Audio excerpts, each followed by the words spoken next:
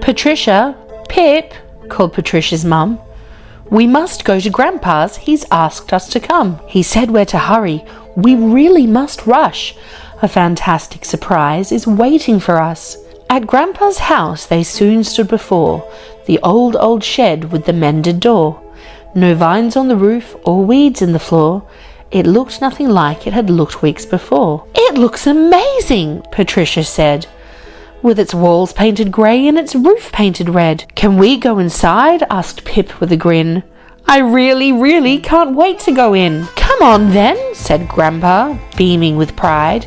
He opened the door and they all went inside. No old chairs were hanging from ropes overhead.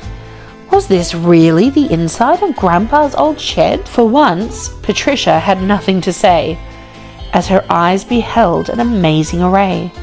Statues from Egypt stood all in a row, keeping their secrets from ages ago. Musical instruments hung on a wall, and an old double bass stood quite grand and quite tall. Fairy lights glowed where its strings used to be, flickering softly in proud symphony. A small antique table with 2 antique chairs beckoned them softly with beautiful wares. Pip drew a breath and stifled a shout when she saw an old teapot with a filigreed spout. She sat at the table and reached out her hand. "Didn't this go in the bubbling sand?" "Sure did," said Grandpa. "Your grandma had said she wanted my treasures removed from the shed." Patricia and Pip thought back to that day when they'd helped Grandpa hide all his treasures away. "What I didn't know was she had something planned when we hid everything down in that bubbling sand. She had the shed fixed and repaired, and you see, she'd made it into a museum for me. Everything's here," he said, proud as could be. "Come on and look, there's so much to see." Stuffed birds on branches watched as the girls walked from display to display, and oh, how they talked. Thunder eggs felt cold and smooth in their hands, and they looked at the vases from the faraway lands. A hat and an old coat dreamed of battles unseen. They once had belonged to a royal marine. They constructed a pyramid all on their own. Its pieces were made from some old painted foam.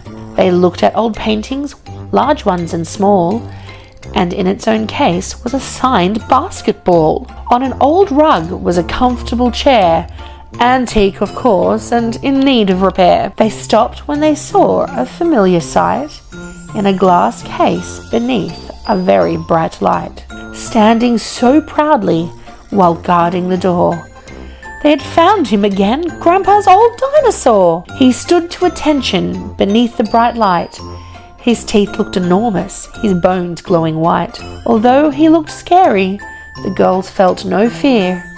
In fact, they were happy to have him so near. Then Grandpa told tales of adventures of old, of finding his treasures, of escapades bold. Patricia and Pip on his every word hung, as stories and stories rolled fast from his tongue. With the sun going down on the little old shed, Patricia and Pip headed home and to bed. Grandpa sat down in his old little chair, memories swirling and filling the air. Much later that night, Grandma came to the door, looking for Grandpa. She had heard someone snore. In that old chair, Grandpa sat, sleeping tight. Grandma just smiled and turned out the light.